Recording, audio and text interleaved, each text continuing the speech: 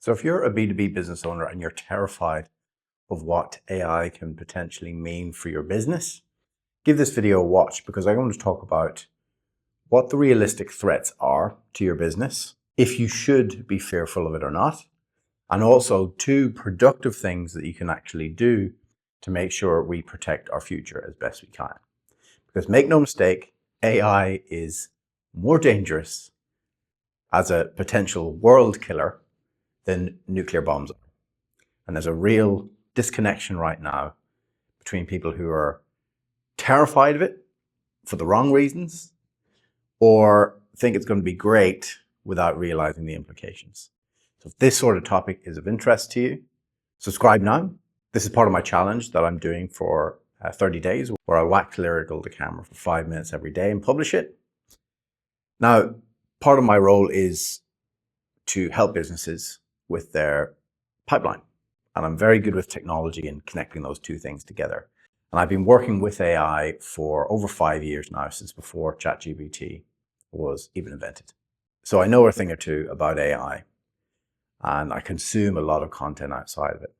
I want to talk about, first of all, what these large AI businesses and these tech CEOs are doing right now, because this is really important. Because a few people, I think business and myself, I'm an optimist by nature. I actually think the future of AI has the potential to be really awesome. But what we're dealing with here is power concentrated in the hands of a few unelected officials. Okay, so I've listened to a lot of podcasts around it and listening to people who used to work for the likes of OpenAI and people like that. And what all of them are doing, because right now you might notice that AI has all of this potential, but adoption is like down here at like, I think 5% of Claude users actually have a paid subscription, which means the other 95 are just not using it to its full potential. So you might be thinking, well, AI is not, all these tech CEOs are doing this to really boost the valuations of their company when it's, this really pertinent world-ending thing. And to an extent, you're right. But there was a whistleblower on Diary of a CEO recently who used to work for OpenAI. And what he said really blew my mind in terms of how these companies operate. So you'll notice in the business world, AI isn't actually assisting productivity all that much. So you might be thinking, well, AI is not really going to be that much of a threat. However, the internal strategy of all these LLMs like Claude, ChatGPT, Grok, Gemini, the goal is that they get their business and they get their agents within their business to be able to run and develop the code self-sufficiently. So Claude right now has agents writing the code to improve the product. So it becomes a self-improving thing. And it's gotten to the point now where in some of these models, humans actually don't know what's going on inside of this box, because the way AI works is you have nodes connected to other nodes and they start to learn that way. So it's already at a point where humans don't really understand what's going on inside the AI. And the whole strategy is get the business to be self-sufficient at developing the best possible AI so we can get to what's called AGI, artificial general intelligence. So you sort of got, imagine a pyramid, right? At the bottom of the pyramid, you've got LLMs, large language models. Then you've got agentic AI. So that's where AI can do things for you. Then you've got multi-agentic AI. Then you have AGI. So AGI is when AI gets to the level that is as smart as a human in terms of decision-making and everything else. So you can arguably say that we're already there in terms of AGI. And then the next level above that is ASI, which is artificial super intelligence, which is where it's far smarter than a human. And it's when AI gets to that point, we've essentially created something that is far more capable than we are. And as soon as those AI brains go into a physical robot, that is the plot of Terminator, right? So you might be thinking, shit, if this is the strategy, so they get it to a point where their business is basically building itself agentically, they can then use that really, really smart AI to solve the problem of, right, how do we take this, bring it into an organization so that AI can truly help drive productivity. And when this is the potential of your product, it's no wonder why AI is getting so much PR right now. And when that day comes, and it's not an if, it's a when that day comes, what's going to happen is a lot of people who are sort of just checking in, punching the numbers, checking out, they're going to lose their jobs because an AI can just go in, it never takes sick days, it never complains, it just goes and it does the work.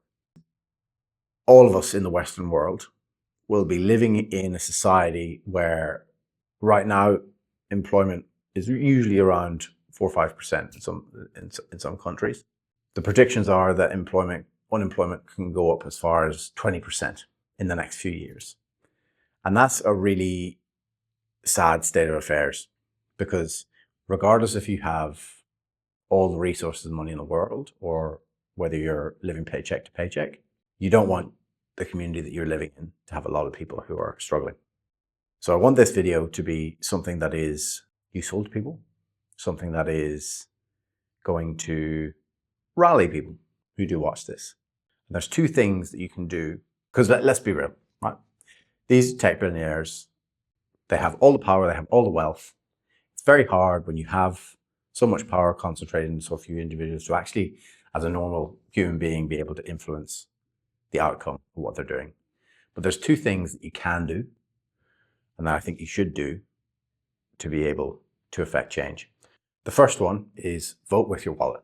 All of these companies are operating in a capitalist world. And if you see an AI company acting in a way that is against the best interests of our species, you should not continue a subscription with that service, with that company, if you don't believe in what they're doing. And just because it's convenient that, OpenAI is perfect. I will never spend money with OpenAI. I think Sam Altman is just terrible for the future of humanity. He's very egotistical, and to be honest, they all are.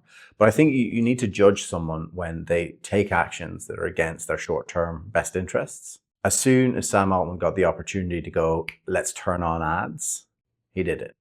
OpenAI started as open source, i.e. it was meant to be free and for the betterment of humanity. As soon as it was in his interest not to do that anymore, he flipped to a paid model. All right, so don't listen to a person's words, listen to their actions and look at what they do, right? So he's already proven time and time again, he's not someone who can be trusted on anything he says. So vote with your wallet, right? And I think Claude is much better ran, but I'm not saying that I'm always going to pay for my Claude subscription, because as soon as Claude does something that is against the grain of our species, you better bet that I'm going to stop paying for that subscription too and move to a more altruistic provider. The second thing that you can do is speak to your elected representatives on what their plan is to keep jobs safe in an AI world. What are they doing to help regulate AI? Because regulation needs to come in so that all of these companies don't end up building something that can basically wipe out the entire civilization. And it has the capabilities. As I said, all it takes is artificial superintelligence to be put into a robot or multiple robots, and it is game. It sounds like something from science fiction, but that's where we're at right now. So this is actually probably the longest video I've done as part of this channel. It's come up to 10 minutes now, but it's something I'm really passionate about. So this video next will be a little bit more lighthearted, centered around how you can really tell the difference between two of the best AIs out there. See you there. Bye.